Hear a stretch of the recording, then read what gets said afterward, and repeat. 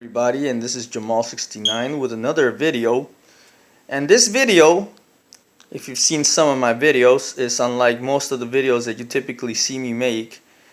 And the reason for this video that I'm making today is because I just got myself a new toy.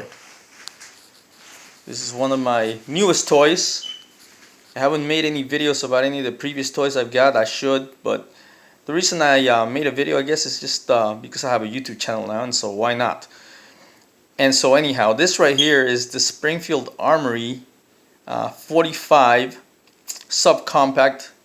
They make one also in a 3.3-inch barrel, and this one I opted for the 4-inch barrel. You know, you get a little more power, a little bit more stability, and so that's why I went with this. It's not much larger than the smaller one they make. The smaller one would probably hit you up around here. This is where that one would end. So you get about a little bit less than an inch, I guess, on this one. A little bit more.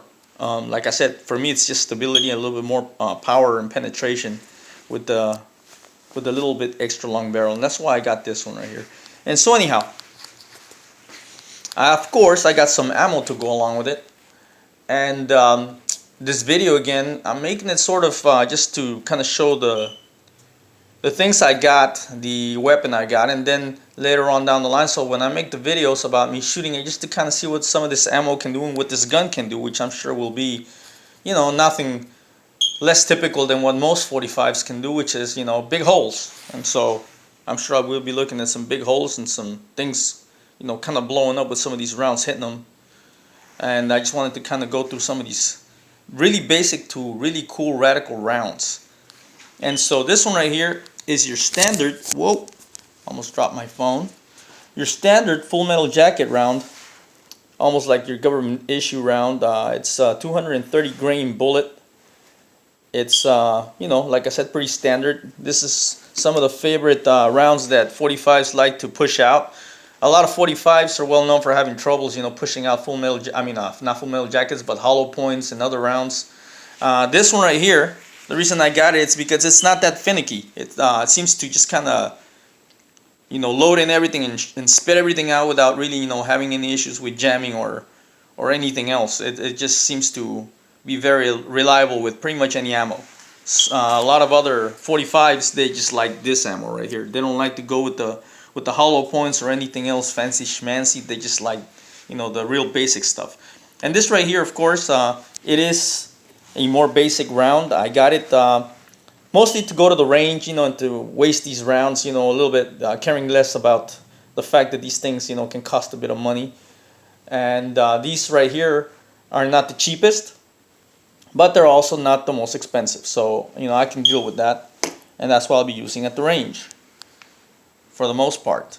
And so again, this is a 230 grain round. It's pretty standard, pretty nice, and of course it's very worthy of self-defense purposes. But I'm moving on now to something I'll be using more for self-defense purposes here at the house and anywhere else I go with this weapon.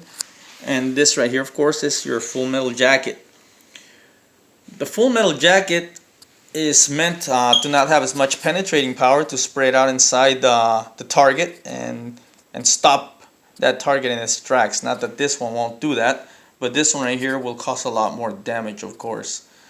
This right here is also by Federal, and it is supposed to be a low recoil ammo, and that's why it's 165 grain bullet versus a 230 grain bullet. And it is some of the Federal premium ammunition. And these hollow points right here have,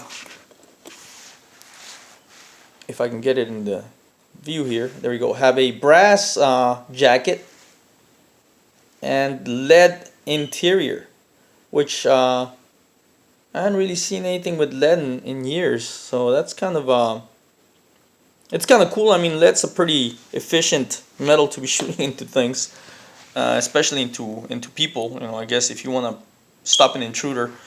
And I know there was supposed to be a thing where they were kind of banning lead from being shot out into you know, the wilderness or nature, you know, to avoid, you know, the effects of lead, which is kind of a poisonous metal. And I know that Donald Trump just lifted that ban, which I disagree with. He's such a fucking idiot. But anyway, That's just, I'm not gonna get into politics. I'm here for a gun video and bullet video. And so anyhow, these ones have lead. So I don't intend to really take them out and shoot them in the wilderness, for the very fact that, again, I guess I think that lead, it does a little bit of damage to nature, and it pollutes.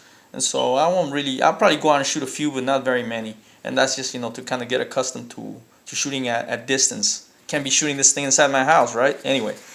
And then the last ones here I got. This is a 162 grain round right here. And these are made by G2 Research. And they're called the RIP ammo. RIP, I guess, is a play on rest in peace. Which I guess would make sense with this particular round.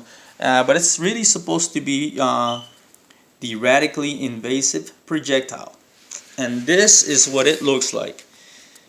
Now, please tell me that you don't actually want to get shot by this. I wouldn't want to get shot by this. I don't think anything moving or walking or living on this earth would want to get one of these, in their body. So this is the one I really am interested in seeing what it can do with a few targets. It is, however, really expensive, and so I'll be very sparing with how often I shoot this, and using this for target practice is not going to be very practical. But I did want to kind of show these rounds to people, how cool they are. They've been around for a while, and so, but I hadn't, I didn't have a 45 or any. I don't have anything actually that uses these the rounds that are made by this company. So until I have this 45, and so anyway, I'll be really checking out, hopefully, what those things can do. I've seen some of the videos of them being shot at things, and boy, they're nasty.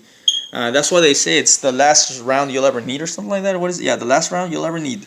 I would agree. I think if you hit somebody with this, they're kind of done for. And so I've got my magazines, of course.